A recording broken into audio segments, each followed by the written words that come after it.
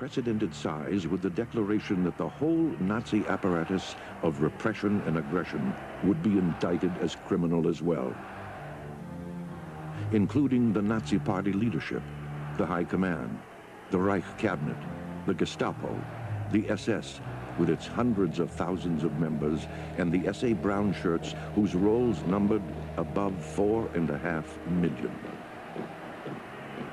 With harsh irony, the city of Nuremberg, the mystic home place of Nazism, was picked as the trial's location. The courthouse was only a mile or so away from the Nuremberg Stadium. More than 400,000 people had lived here before the war. Half that number still remaining in the city were without roofs over their heads.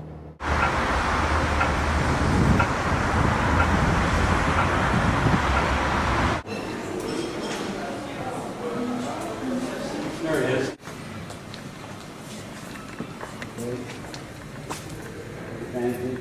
Pretty fancy.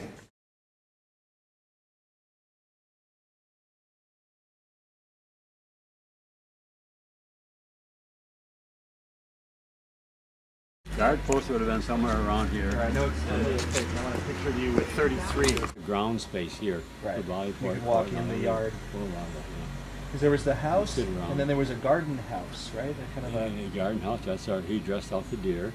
Okay. And there was a volleyball court. Right, on that, to that side of the house. And then, was it wooded on the property? I think so. We never went there, but I think it was. Okay.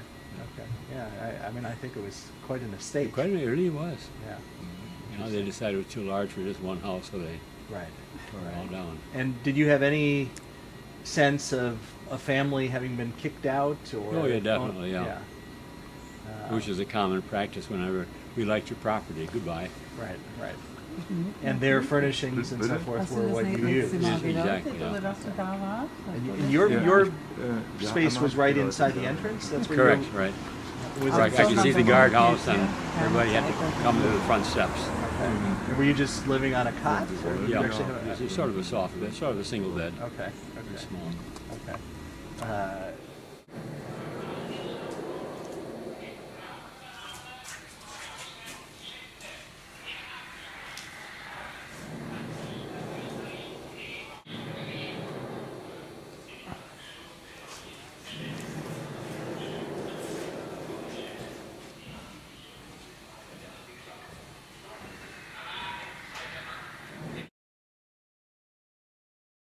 Familiar?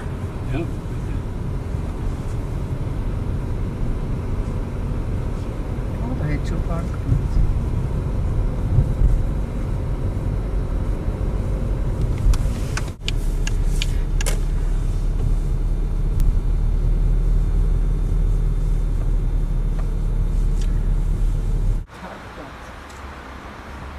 His secretary came to my first mass, an ordination and first mass. If Jackson were still alive at that time, he would come too. Okay. But he died in October '54. After hearing again what we heard 65 years ago of these atrocities, I am humbled just to acknowledge that I was just a witness in the courtroom. I was just a plain infantry soldier, got wounded in the Hurtgen Forest. I found out just 2 or 3 years ago that in the forest we had 30,000 battle casualties. But I had this special assignment by my battalion commander when I came back from the hospital in England. We ended up the war in Czechoslovakia. We pulled back to Ansbach to give more room for the Russians to make advance. Our regiment, 26th Infantry Regiment, got the assignment to police the SS prisoners who were at that time in Nuremberg, because there was so much rubble in the streets. Most streets were not passable, and so to clear out the streets, we were given that responsibility to supervise the prisoners. My battalion commander, John G. Corley, gave me the assignment. At that time I was on a special squad with the battalion headquarters a bazooka team. And he said, we want to make sure that nothing bad happens to this chief prosecutor when he comes. We have to provide security for him. You have the job 24/7 to make sure nothing happens to him. I was the only bodyguard he had for that year, from summer 45 to summer 46. France and Germany, and France and Russia met to complete the plans for the trial, because they had to work to organize this international military tribunal. I was just an innocent bystander, you might say. I had no involvement except as an observer, but I was only 20 years old at the time. I had just been two semesters in the university, and so I had no background in law, but I just knew that it was a big opportunity, so I stayed on. I could have gone home for leaving the service, but I decided to stay on. Mr. Jackson was pleased enough with my staying on for him that at Christmas time in 45, he sent a letter home to my mother thanking her that she didn't insist that I come home. We had what you call the first floor, is when we had an office, I think it was number 210. Jackson had three rooms. Everybody who came to visit him in his office here at the courthouse had to go through the room where I was to get to his rooms.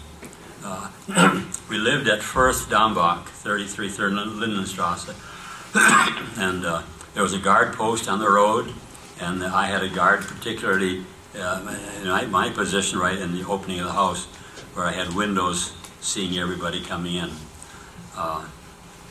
The courtroom itself, Jackson was there perhaps half, maybe better than half of the time. Wherever he was, I was. And the court proceedings were, for the large part, very boring, except for the incidents, as Mr. Hamburg was saying here, all the kind of atrocities and injustices that were brought forth. I can remember deaths in the Nazi concentration camp of 90,000 people. All of the accused had plenty of reason for being there, and my overall impression of the trial was that it was very fair. The accused had all the advantages of all the 4 countries that were trying them. They were better off in their position than if they were either French or German or English or American, because the 4 countries that tried them gave them the advantages that each country had in their trial. It was an eminently fair trial. And that was Jackson's purpose, as far as I understand, that the world can see that it was not just the vindication of the one who conquered to get rid of them. At first, I know the Russians, the Soviets, and the English would like to just go out and shoot them all. But Jackson was very strong in saying we must offer the world an opportunity to see the wrongness, and also following that, the appropriate punishment for wrongness, and to follow the rule of law. He had a very good worldwide picture of how people needed to see that people are responsible for their actions, and that we ourselves as government leaders are responsible for our actions, and that's where his opening statement said it so very well. Что мне казалось, что миллионы, которые погибли, они тоже свидетельствуют о том, что фашизм – это зло человека.